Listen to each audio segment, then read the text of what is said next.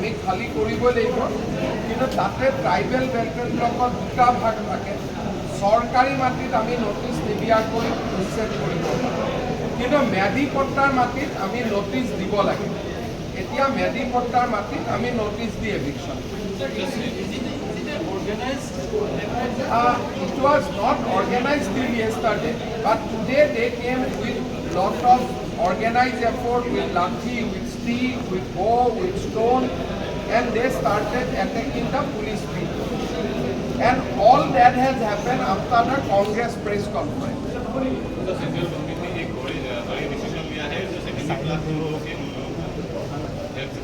ये तो चुनाव घोषणा पत्र में ही था कि अमीर हो या गरीब, रेशन कार्ड हो या ना हो, 70+ का जितना बुजुर्ग हमारे पिता माता है सबको 5 लाख रुपया तक फ्री हेल्थ केयर मिलेगा। गाइडलाइन अभी तक आया नहीं है। एक बार गाइडलाइन आने का तुरंत बाद असम में भी ये स्कीम हम लोग लागू कर देंगे।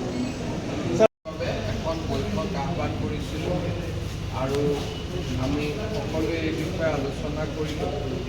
আপোনালোকক জনাবলৈ পাই মই অতি আনন্দিত হৈছোঁ যে আমাৰ সদস্যতা অভিযানে আজি 9মটো দিন সম্পূৰ্ণ কৰিলে আৰু 9ম দিনত ভাৰতীয় জনতা পাৰ্টিৰ সদস্যতা গ্ৰহণ কৰা আমাৰ সংখ্যা হ'লগৈ 30,43,793। যোৱা 2019 চনত আমাৰ সদস্য সংখ্যা 18 লাখ আছিল। এতিয়া 18 লাখ সদস্য সংখ্যা পাৰ কৰি আমি 2,43,000 আগবাঢ়ি যাবলৈ সক্ষম হ'লোঁ আৰু এইখিনি আমাৰ 9 দিনত হোৱা সফলতা। যোৱাবাৰ 18 লাখ সদস্য আমি 1.5 মাহত কৰিছিলোঁ আৰু এইবাৰ 20 লাখ সদস্য আমি 9 দিনত কৰিবলৈ সক্ষম হৈছোঁ। মই আশা কৰোঁ যে আমাৰ অহা 25 তাৰিখলৈকে সদস্যতা অভিযান চলি থাকিব।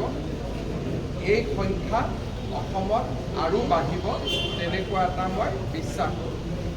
মই পুনৰ এবাৰ ভাৰতীয় জনতা পাৰ্টীক ভালপোৱা অসমবাসী ৰাইজক 8800002420 এই টেলিফোন নাম্বাৰত ফোন কৰি ভাৰতীয় জনতা পাৰ্টীৰ সদস্য পদ গ্ৰহণ কৰাৰ বাবে অনুৰোধ জনাওঁ। উজনি অসমত